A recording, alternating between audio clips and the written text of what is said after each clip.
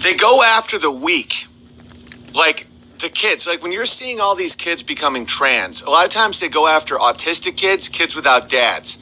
I grew up in a town with a lot of sexual predators of children, tons, because we had Monsignor Fafaro was a pedophile, and he was the Monsignor for over 40 years. So what Monsignor Fafaro would do in Oswego, New York, and this would be reported on once a decade in the Post-Standard, and then no one would do anything about it. And I had several friends that were sexually abused by some of these people. They would, he would bring in other priests that were also pedophiles so that everyone would keep the secret. Secrets are what make these power structures work. It's the same with Hollywood. People call it the Illuminati. You can call it whatever you want. It's an ability of understanding how much abuse someone can take and how many secrets someone can take. And then once they realize that, you get to go up. And then another level, up and up and up. You know, this Jeffrey Epstein. Oh, so anyway, I got to finish that idea. So Oswego is full of sexual predators. So what I noticed is the people they go after are children of single moms, autistic type children that think differently, you know, whether it's autism or Asperger's syndrome or dyslexia. Bear in mind, 1/3 of Fortune 500 CEOs have dyslexia. 1/3, 1 in 3 of some of the richest, most powerful people in the world have dyslexia. So if you're out there thinking that you're retarded and deficient because you can't seem to fit in school, understand that you're not. What it is you may have to invent a whole new industry and a whole new way of life to survive, and you may do that, and the school is wrong. But anyway, they take these kids, these outliers, and those are the people that they that they abuse. Whether it's making them trans, which is right now, pedophilia, kidnapping, ritualistic murder, all this stuff. So, how do we get through it? It's about being good parents. If you stay married, if you have strong alpha males in your family, let's say your husband died or you did have a divorce or something. Do you have a dad? Do you have brothers? You got to keep strong males around your kids because, like, people you trust, because predators go after unprotected children. Don't abuse your kids. Don't beat your kids. Don't ignore your kids. Don't leave your kids unsupervised for long periods of time when they're children. That's all predator stuff. Like, predators will smell that and they'll go after your kids.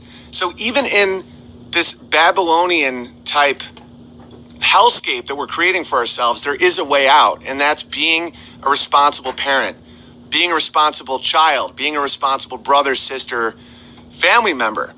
The state, the controllers, the Illuminati, the Luciferians, whatever, he just said the Jews. Yeah, we get it. We get it, Sidekick Bear. So annoying. Because when you only focus on the Jews, you forget about everybody that isn't a Jew that'll fuck you up. Father Fafaro is not a Jew, Catholic Sidekick Bear. He's a Catholic bear. Anyway, so when you keep your crew strong, it makes it so your kids won't be abused. They won't. I mean, public school will do a number on them, but I had a very abusive public school upbringing, and the love my parents gave me and the respect and the education my parents gave me at home, and just the fact they believed me at times when no one in school would believe me. You know, one of Fafaro's, I'm guessing one of Fafaro's kids that grew up used to chase us around the middle school woods jerking off. It's a true story, horrifying. And we'd run, and he became the middle school flasher. And he would just chase kids jerking off. And we told our teacher, I remember me and my buddy Pat DeLuca, who is a dude that I moved to LA with. We're still buddies. We're buddies since we're 5. We told this one teacher, I can't remember his name, begins with an M, McAllister, Mr. McAllister. And we said, you know, there was a guy jerking off in the forest chasing us, and he just slammed Pat's desk. And he goes, "You dirty, dirty little boy." And, but my mom would believe us. And just being believed is the difference between being broken and being abused and being destroyed and not. You know, the human soul can survive a lot, but it starts at home. And That's one reason why I fight so hard against child abuse and figuring out a way out, and not just through snark. I'm not snark, man. I mean, really? You're jerking off in the woods? I mean, come on. No one's going to think that that's okay. I mean, this is cool now? I mean, this is really okay now? A guy jerking off in the woods? No, you get guns. You don't let your kids go in the woods alone where there's a guy jerking off. You believe your kid. And then you kill the guy if you can. And someone said this to me in the comment section the last episode where I was talking about how your soul is always savable. And they were like, you're being a bit of a contradictory bear there, Big Bear, because you said to kill pedophiles. And I'm like, that doesn't mean you can't save your soul. There's acts that you will do that you deserve to die. And someone should kill you. And someone deserves to kill you, and you deserve to die. And at no point, you can find Jesus, you can find God, you can reconnect. You still deserve to die. You just may save your soul. So many people don't understand what Christianity is. Like it's almost like a game to them. Like they don't believe in the eternal. They don't believe in the soul. They think that this earth is literally all that there is. You can be on death row and save your soul. And you still should die for what you've done. But you can save your soul. That's all I'm talking about. You know, Denzel Washington said something in this awesome movie called Man on Fire. Love that movie. Directed by Tony Scott. Ridley Scott's brother died mysteriously. But someone's like, only God can judge me. And Denzel was like, all right, okay. Oh, he's like, I'm just trying to speed up that meeting. But if there's a guy running around the middle school woods jerking off and chasing kids, I don't see any problem with killing him. None. It's like that's a wild animal. That's a destructive, that's a guy that needs to be taken out. And that doesn't mean that their soul can't be saved or, you know, in the last jerk, he finds Jesus and he's born again and then it's like, but you still got to die. Like you don't, having your soul saved doesn't mean you don't have to pay the piper for what you've done here on this little rock called Earth. You know what I mean, Sidekick Bear? My sweet, sweet boy. Do you know how much it costs to get a Kodiak Bear license? $22,000. They only give it to 500 people a year. All right, so anyway, yesterday, this is my chair. It broke. I sat in it, it broke, and we taped it. You know, this broke a while ago, and we taped it back together, and then it broke again. And I just had enough, so I took it outside, and I burned it, and I took this picture. It felt great. That chair hurt me. I trusted the chair. I sat in the chair. I fell down, and, I didn't hit the ground. I have this, tick now where I can't even lie dramatically, even to make a story better. There's a little voice that goes, you can't remember the lie and the truth, Big Bear. All right, so anyway, I didn't fall on the ground. But I wanted to give props to somebody who said, did your bitch hips save your fall? But no, I didn't fall on the ground. But anyway, it felt really good to take that chair and take it outside and burn it.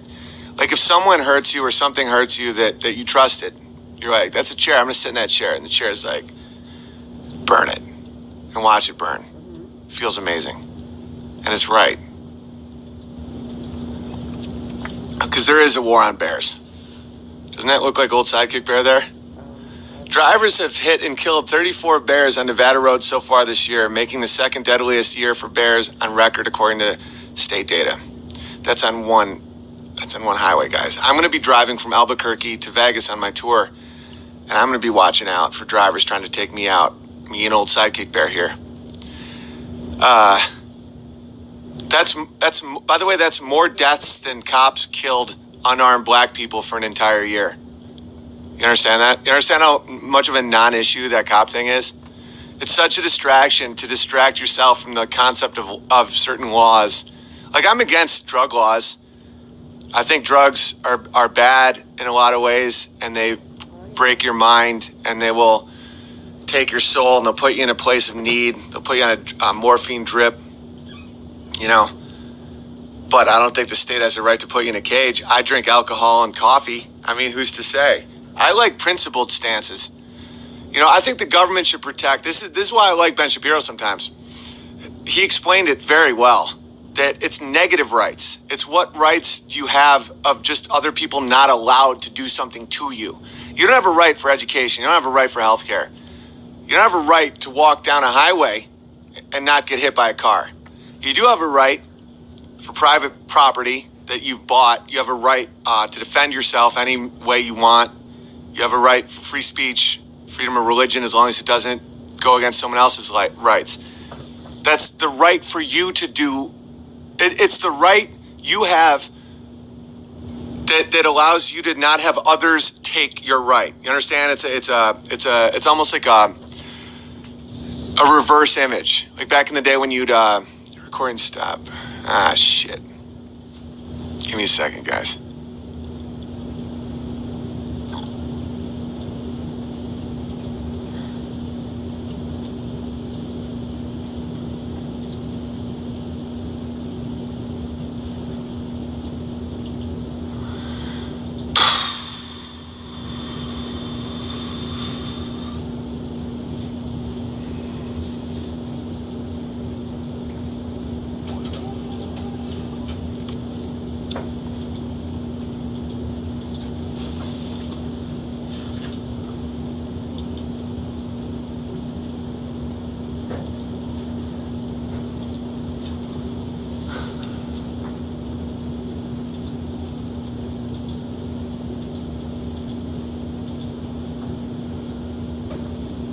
Is this still going? Are we back? We good? Am I back? Okay. Am I back? Good. Back in the chat. Chesterton. I'll tell you a great Chesterton quote. Chesterton quote. Art is like morality. It starts with drawing a line somewhere. Oh, here's another Chesterton quote. That guy's unbelievable. So thank you all you guys for telling me to read Chesterton for the last year. I finally started diving in. Here's another one. Dead things will go with the stream. You have to be alive to fight against it. I don't know, something like that. I'm probably butchering it, but whatever. All right, let's keep going. Stop drawing dicks. A CO told his airmen. They didn't. Then he was fired. A man has the right to draw dicks.